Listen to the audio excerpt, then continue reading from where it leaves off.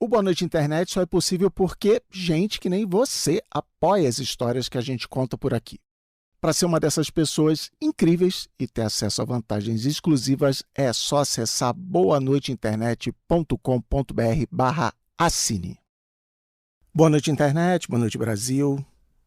Eu sou o Cris Dias.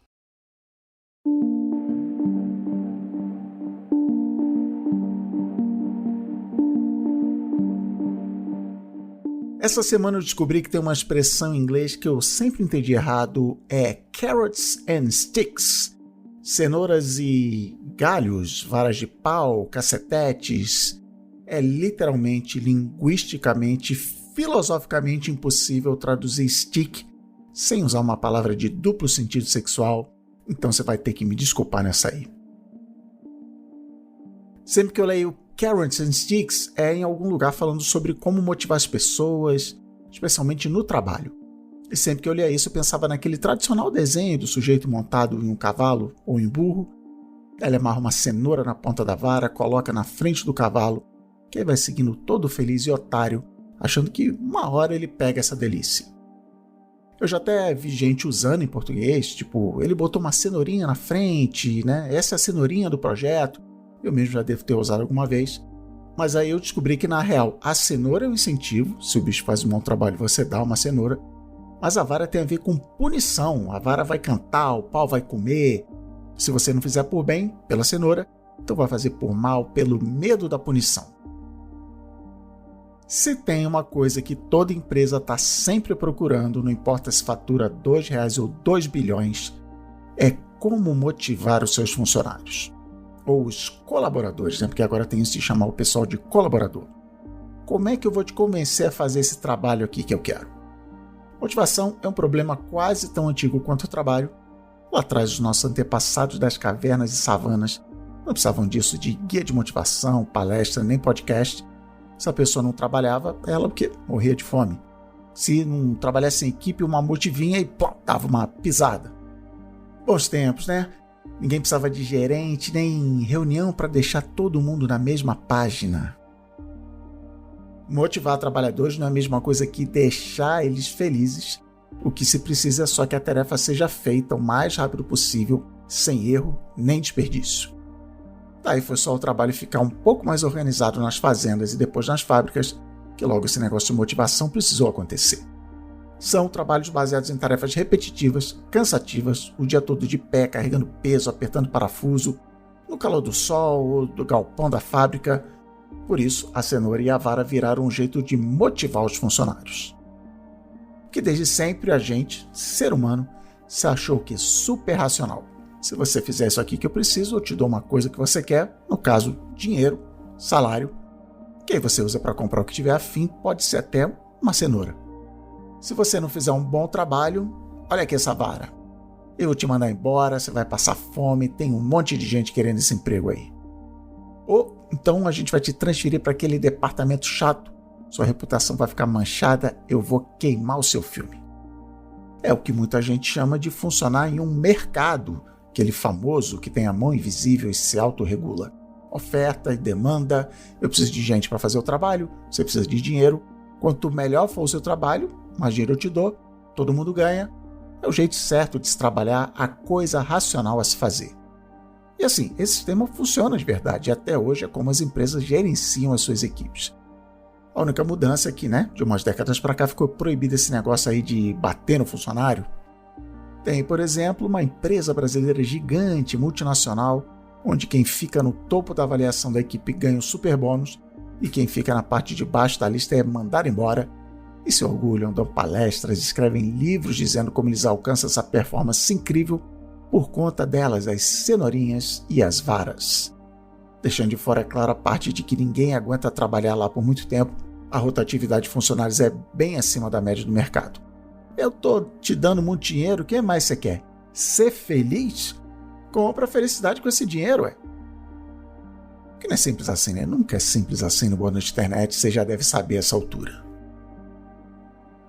Até que um dia aconteceu um daqueles fenômenos mágicos que mudam o rumo da humanidade e da gestão de empresas, sim, uma TED Talk.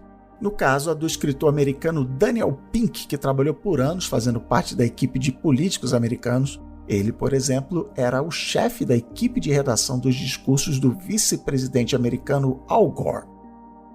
Nessa TED Talk de 2009, o Daniel Pink mostra daquele jeito bem TED, bem divertido e cheio de dados e estudos, que se a gente está falando de trabalhos repetitivos e com objetivos claros, do tipo que se faz em fazendas ou em fábricas, mas também em muitos escritórios, sim, oferecer essa recompensa para as pessoas funciona bem pra caramba.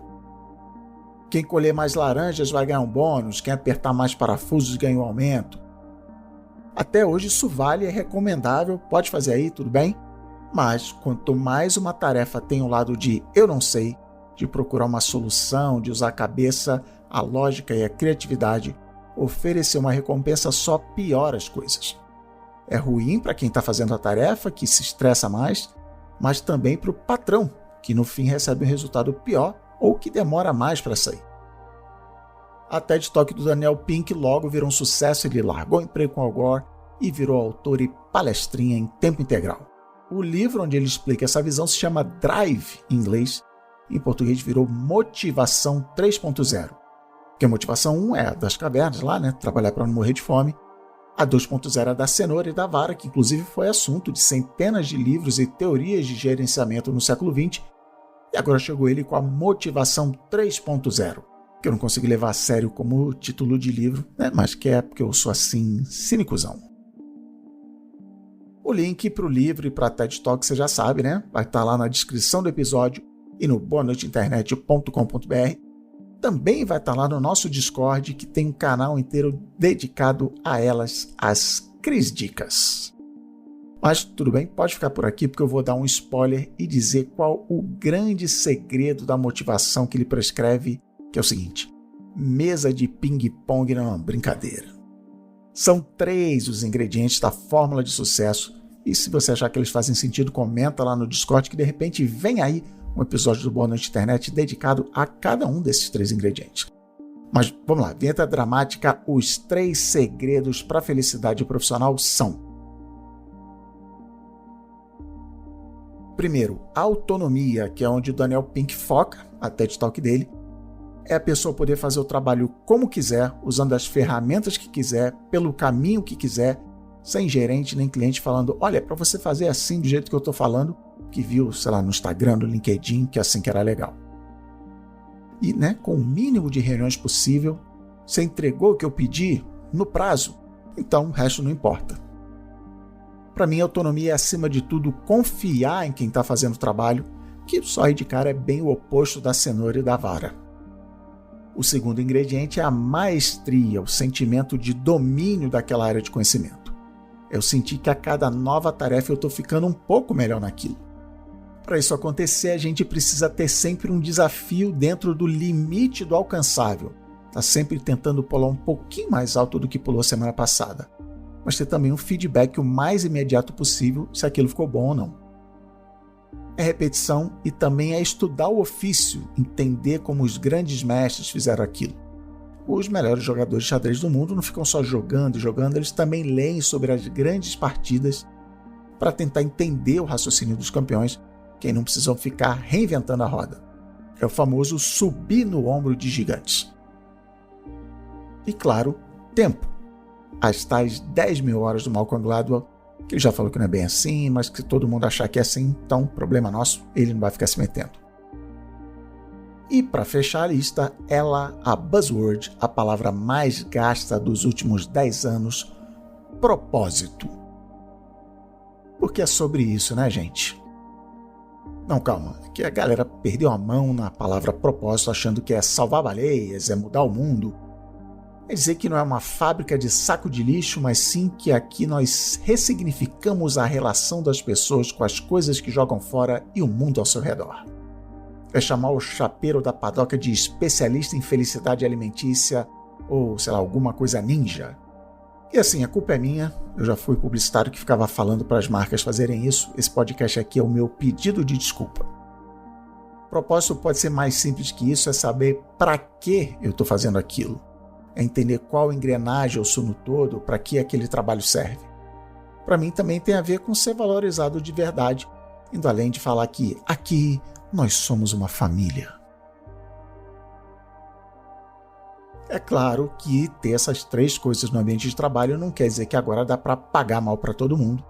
Como a gente falou lá no episódio Dinheiro ou Felicidade, da primeira temporada aqui do podcast, todo mundo precisa de um mínimo de dinheiro para viver. A partir daí, outras coisas começam a afetar a felicidade. Como eu sou um privilegiado, que na minha vida toda eu sempre trabalhei em lugares que me garantiam esse mínimo, quando eu vi essa teoria do Daniel Pink, as coisas fizeram bastante sentido. Autonomia, maestria e propósito são as coisas que me fazem agir como as pessoas que eu zoei lá no episódio O Trabalho Não é o Trabalho, que acordam de manhã falando "Ai, que vontade de trabalhar!". Eu sou essa pessoa. Não no trabalho de podcaster, no outro. De caminhoneiro, e técnico de informática, e lavador de jardim, e fazendeiro também. Diretor de logística e cortador de grama, programador de circuito de fábrica chinesa, rei da Irlanda, cortador de sucata em estação espacial abandonada, mecânico, urbanista.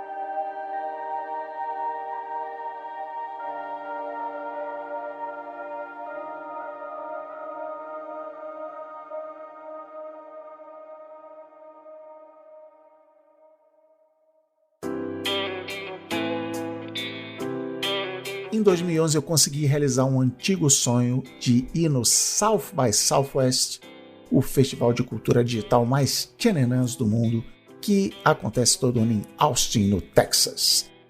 Especificamente eu realizei o sonho de pagarem para eu ir na base do cartão corporativo Bom Demais.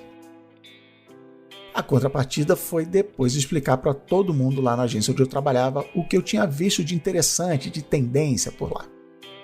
E aí, tranquilíssimo, era tipo fazer um podcast com slides, eu fui lá com prazer. Uma das coisas que eu falei foi um primeiro embrião da visão de que a agência devia produzir coisas criativas de um jeito mais parecido com o do software hoje em dia, em pequenos incrementos, atualizando a versão à medida que as pessoas vão usando, em vez de fazer como na época em que todo ano você comprava uma caixa com 200 disquetes do Office. E não montar bola para isso não, mas o marketing de performance hoje em dia é basicamente isso, então me contratem como consultor, por favor. Outra grande tendência do South By que eu apresentei era mais prática. Todo ano o pessoal que ia para Austin indicava o novo grande app.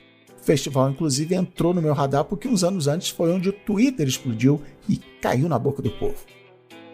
Naquele ano, o que ia bombar era o Foursquare, lembra? Aquele app de fazer check-in nos lugares que a gente visitava. O grande interesse do Foursquare tinha um pouco a ver com toda a história de geolocalização, o conteúdo que ia mudando dependendo de onde você estava, mas principalmente porque ele funcionava usando uma nova técnica da época, a gamificação. 2011 ia ser o ano da gamificação no Brasil, ou em Austin. Porque o legal do Foursquare era você chegar em um lugar, sei lá, um restaurante, e descobrir se era bom, quais pratos eram legais, se muita gente ia lá e até a senha do Wi-Fi. Legal, mas como é que as pessoas iam se dar o trabalho de ali, do nada, no meio do jantar, dar todas essas informações pro app e de graça? Daí a gamificação, é só colocar no app elementos parecidos com o de um jogo. O mais famoso e mais legal era a história de virar prefeito de um lugar. A pessoa que mais desse check-in no ponto virava prefeito. Aí compartilhava no Twitter, tirei a prefeitura do fulano, marcava o fulano que ficava revolto e precisava voltar lá. Quando eu virei prefeito do restaurante onde a gente comia sempre lá na agência, foi tipo o auge da minha carreira. Aí nisso todo mundo também queria esse negócio de ser prefeito, as marcas convidavam os Foursquarers para eventos. Era a internet moleque, a internet inocente. E quem estava bem quem era o Foursquare, que o número de usuários só aumentava. Por isso, lá no South by Southwest, um monte de palestrinha e painel discutia como fazer esse growth hacking para as startups. É só transformar tudo em jogo, porque aí mesmo que seu app nem seja tão útil assim, só de usar mecânicas tipo placares, estrelinhas, contagens regressivas, as pessoas vão ficar viciadas no seu app e logo logo o Google tá lá te comprando por 1 bilhão. E é verdade, os jogos fazem isso mesmo, especialmente os de celular, mas qualquer jogo na real, eletrônico ou não.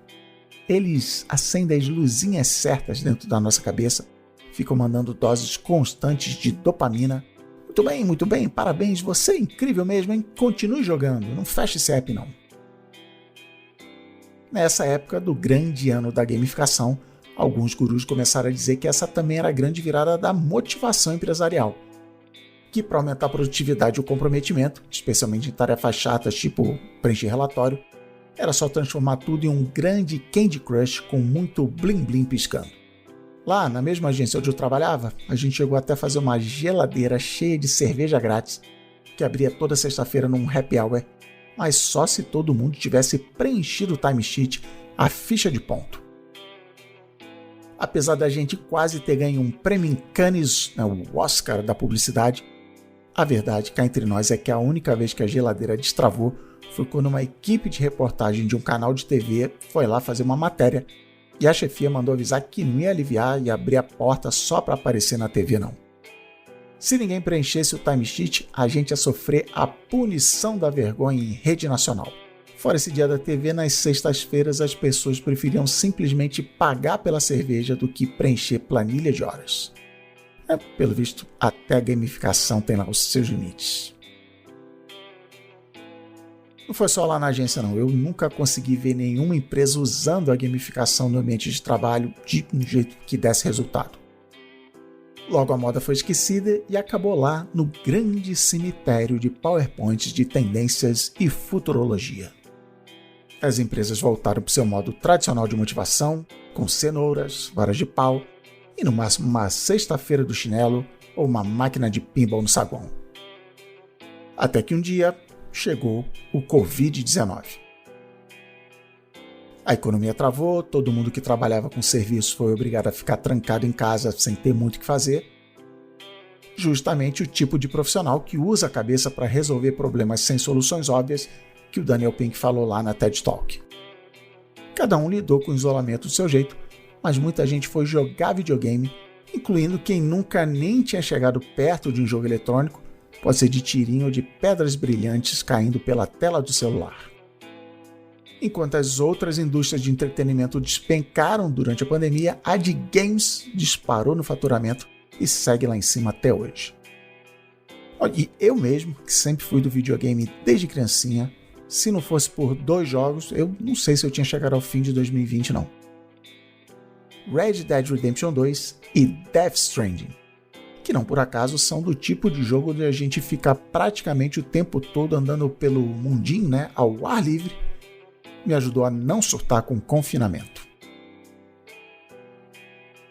Cada pessoa joga por motivos diferentes, para muita gente é só para ocupar a cabeça em vez de ficar pensando nas desgraças do mundo, e também porque era uma espécie de trabalho. A gente tinha tarefinhas a serem cumpridas. O tal do Death Stranding mesmo tem uma história em um futuro distópico com bebês sobrenaturais carregados em jarras de vidro e Kojima, Mas cá entre nós o que mais se faz no jogo é ficar andando por um mapa gigante e desolado, carregando pacotes nas costas ou em uma moto futurista para fazer entregas. Tanto que o pessoal zoava chamando de Happy Simulator.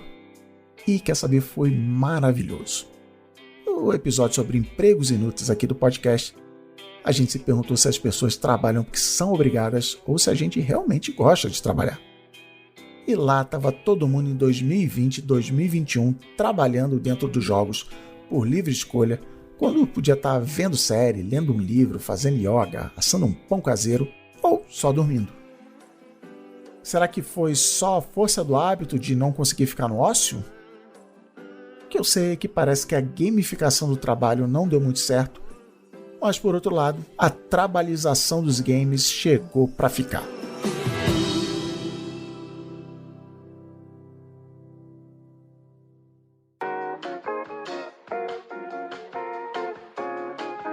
Tá curtindo a nova temporada do Boa Noite Internet? Então tenho boas notícias para você. Isso aqui que você ouve é só metade do Boa Noite Internet. Porque a outra metade acontece toda sexta-feira, por e-mail, na newsletter exclusiva para quem reconhece que o Boa Noite Internet faz aquela diferença na vida e por isso apoia a gente por quanto? Pelo valor de uma coquinha zero por semana. Até menos, Semana passada eu fui na padoca do Ladampé e a coquinha tá cara, hein? A nossa newsletter cobre várias coisas que não dá tempo de colocar aqui no podcast, Por exemplo, para acompanhar o primeiro episódio da temporada, eu indiquei na newsletter os meus 5 livros preferidos de autoajuda. Porque sabendo procurar, tem umas coisas bem legais. Eu também explico qual é o meu tipo de livro favorito.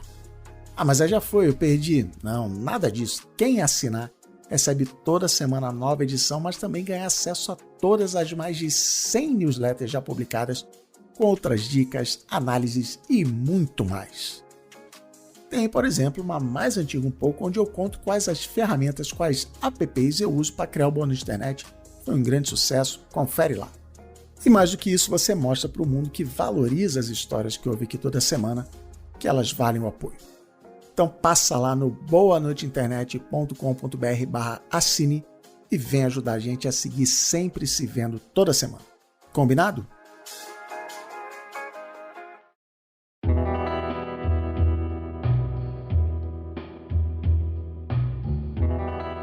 Os meus amigos adoram me zoar falando que eu piro toda vez que eu vejo um jogo-emprego.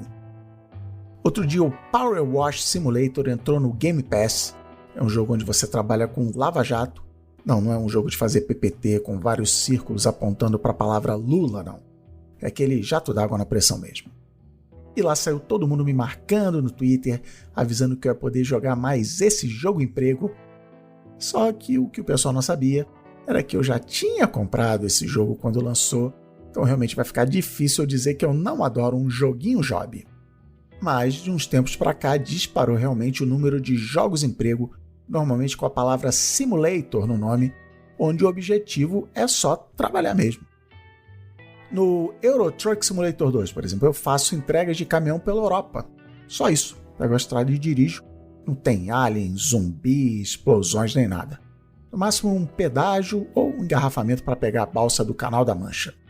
Já o Hard Space Shipbreaker se passa no futuro e meu trabalho é flutuar em um lugar que é tipo um ferro velho espacial, achando vigas de metal e materiais mais preciosos para cortar com super raio laser. Esse é o desafio. Tem também o simulador de montar PC ou o simulador de oficina mecânica. O Farm Simulator já tem edições anuais tipo FIFA e pacotes de expansão com novas marcas de colheitadeira. E não param de sair esses jogos. Em setembro agora vai chegar o Food Truck Simulator e ano que vem sai o Motel Simulator. Não, calma gente, você só trabalha no motel. Se eu explicar como funciona cada um desses jogos, você vai achar chato, porque eles são chatos. O que os jogadores querem é que a experiência seja a mais próxima possível do trabalho que está sendo simulado. Tanto que outro dia eu fui ler a resenha de um jogo chamado alguma coisa tipo Vida na Fazenda e o avaliador reclamava que não era uma experiência tão completa quanto a do Farm Simulator 2022. Eu adoro videogames e às vezes me empolgo tanto com o jogo que fico ali horas onde no mundinho. Pro desespero da minha família que queria aproveitar aquele lindo sábado para sair, mas não, eu preciso ficar 3 horas tentando matar o primeiro boss do Elden Ring. Literalmente 3 horas. Aí toda vez que eu acabo de jogar me bate uma culpa. Eu guardo o controle e penso, o que foi que eu ganhei com isso? Por que eu gastei horas aqui na frente dessa tela matando zumbis ou colhendo milho virtual? Eu respondo, pra nada. Por que é que eu não pego toda essa energia, esse foco, essa empolgação e coloco no meu trabalho de verdade? É porque sou um vagabundo, né? Irresponsável, preguiçoso, fora que todo mundo sabe que os videogames destroem a vida dos jovens e também dos pré-idosos que nem eu. Não, calma, vamos lá. Logo de cara, muita gente explica esse comportamento usando só uma palavra, escapismo. Porque, né, no mundinho do jogo, eu não sou eu. E o que eu faço lá não tem consequências fora do jogo. Só isso já era um bom motivo em 2022, nessa economia, para jogar muito. Mas tem mais, claro que tem. Jogo é um tipo específico de escapismo, até porque ver televisão ou ler um livro também é escapismo. O professor de filosofia Seti Nguyen diz que se a pintura é a arte da imagem e a música é a arte do som, os jogos são a arte das ações. Em um jogo, eletrônico ou não, a gente está ali para fazer coisas, seguindo as regras do jogo, que, para ser jogo, tem que ter regra. Ele cita um outro filósofo de jogos, o Bernard Sweets, que disse que jogar é a tentativa voluntária de superar obstáculos. Em uma maratona, eu preciso chegar em um lugar que fica a 42.195 metros de onde eu estou. Mas espera aí, eu não posso ir de táxi. No basquete, eu ganho pontos toda vez que eu faço a bola passar por um círculo idiota que fica mais alto do que eu consigo alcançar e eu não posso nem usar uma escada. E é exatamente por isso que a gente volta para os jogos. Porque um universo de jogo, por mais complexo, gigante e cheio de detalhes que seja, tem regras que são sempre mais simples do que as da vida real. É muito mais fácil um mundo de jogo fazer sentido, mesmo em jogos que são literalmente quebra-cabeças, como o clássico Myst ou The Witness. Resolver esses problemas é muito mais simples do que resolver ela, a vida. E mesmo em jogos onde a gente está interagindo com outros humanos, como EVE Online ou Fortnite, ainda assim esses universos são mais simples para a nossa cabeça entender. Eu posso não ser bom no Fortnite, mas eu entendo exatamente como tudo funciona por lá e a partir daí vou praticar para ficar melhor. Às vezes todas as regras são explicadas logo no começo, como nos esportes ou nos joguinhos emprego. Em outros jogos, descobrir quais são as regras é a parte divertida. E tem também o Baba Is You, onde as regras são os objetos do jogo, você vai mudando elas de lugar até conseguir o que precisa para mudar de fase. Esse é o grande segredo dos jogos emprego. Eu não sou um fazendeiro, caminhoneiro ou entregador de pizza de verdade. Eu não trabalho no sol, nem fico sentado 16 horas em um caminhão sem poder parar para fazer xixi, né? Porque o frete tem que chegar rápido. Eu não acabo o dia fedendo a bosta de vaca, eu não tenho chefe chato, nem colega de trabalho puxando papo fora de hora, e também não preciso ficar 2 horas no ônibus lotado só para começar a jogar. Em praticamente todos esses jogos eu não tenho boleto para pagar no fim do mês. Os euros de mentira que eu ganho dirigindo meu caminhão só servem para eu comprar um caminhão novo ou então uns farol da hora. Esses jogos são uma versão simplificada do trabalho, sem a parte chata. Outro dia a gente estava rindo lá no Discord do Boa Noite Internet, o melhor Discord, que todo jogo é um simulador de emprego, é só você olhar com carinho. Emprego de caçador de demônios interestelares, de nascido do dragão, ou de monstrinho amarelo que come pila e foge de fantasma. Porque tanto no trabalho quanto nos jogos a gente está usando a cabeça para resolver algum problema e se não conseguir, morre, né? Por isso é que o meu erro quando eu sinto culpa de jogar em vez de inventar, sei lá, novos produtos para o Boa Noite Internet, é que eu só estou avaliando o que eu faço pelo resultado final. Uma coisa dá dinheiro, a outra não. Mas medindo os jogos pela régua da motivação do Daniel Pink, ele se sai muito melhor, quer ver só? No videogame eu tenho autonomia máxima. Não só eu posso fazer as coisas do jeito que eu quiser, né, dentro das regras, eu posso levar quanto tempo eu quiser, eu posso ir fracassando e aprendendo. É por isso que tudo bem morrer 300 vezes no Elden Ring, né? Ninguém se importa. Inclusive em vários jogos eu tenho um superpoder que é o save game, guardar aquele ponto da partida, tentar uma coisa e se não der certo, voltar no tempo e tentar de novo. E por conta disso agora tá na moda jogo onde você não pode salvar, ou se morrer, morreu, tem que começar do zero que nem faziam os antigos quando jogavam River Raid. São os roguelikes, que a ideia é que aumentando as consequências, o medo do fracasso, a gente vai para onde? Pois é, na maestria do Daniel Pink, que é aquela gostosa sensação de que o controle é parte do meu corpo, que eu não preciso mais pensar em qual golpe eu vou dar, o Homem-Aranha só pulando, lançando teia, prendendo os vilões, formando combinações de golpes. Que joguinho delicioso, bicho. Quando a gente lá no Discord entrou na febre do Elden Ring, teve alguém lá que comentou que não existe essa de que o jogo é difícil, que o que acontece é que nesses jogos quem sobe de nível não é o personagem, é o jogador. Você aprende a ler os movimentos do inimigo e como usar a sua arma. Você está vivendo aquilo lá, não é só um botão que agora dá mais dano. Isso é sensacional, mas não é verdade. Seu bonequinho do jogo sobe de nível sim e dá mais dano.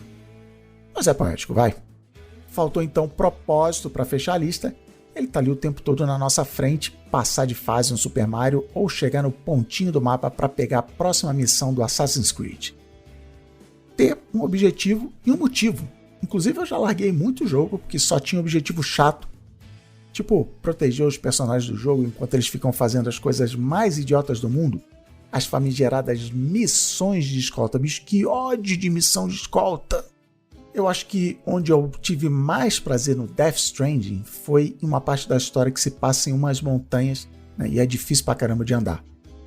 Só que o Death Stranding tem uma mecânica sensacional que é a seguinte: as coisas que eu construo no mundo não servem só pra mim, elas também aparecem para os outros jogadores. É um multiplayer sem você precisar encontrar com as outras pessoas, é genial. Então passei muito tempo carregando material para construir tirolesas futurísticas pelas montanhas para facilitar o meu trajeto, mas também o dos outros jogadores. Eu não precisava ter feito aquilo, eu podia só, né, ir andando pela neve até chegar do outro lado, mas eu me coloquei esse objetivo e ele tinha o que me parecia uma boa justificativa. Se jogar é tentativa voluntária de superar obstáculos, o propósito é superar esses obstáculos que estão claros ali, na minha cara, piscando na interface ou escondidos na história. Matar o chefão mesmo que leve 3 horas. Desistir do chefão e andar pelo mapa para subir de nível, pegar uma arma melhor, aumentar minha maestria, aí voltar lá e matar o desgraçado do Margit, velho maldito dos infernos. Tá bom. Talvez eu tenha escrito 30 minutos de podcast só para justificar para os outros porque não tem problema nenhum eu jogar tanto videogame. Quer dizer, justificar para mim mesmo. É que eu acho que se a gente olhar para o mundo do trabalho por essa lente dos jogos, mas não a da gamificação, dos truques psicológicos para fazer as pessoas curtirem mais o trabalho. Olhar de verdade para além da superfície de chamar jogo de escapismo ou perda de tempo. Entender o que é que leva milhões de pessoas a preferir brincar de trabalho de graça, em vez de trabalhar a real oficial em troca de dinheiro na conta, de uma cenoura. Reconhecer que agora a gente vive um mundo onde as pessoas não só entenderam que precisam de mais do que cenouras, a ciência mostra que só oferecer isso é pior para a produtividade. Sei lá, se mais gestores se fizerem essas perguntas, talvez, só talvez, a gente consiga a tal da motivação total no trabalho.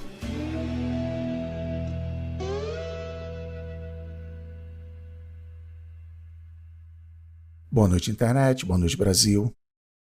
Por hoje é só. O Boa Noite, Internet é uma produção da Ampere e editado pela Jéssica Corrêa.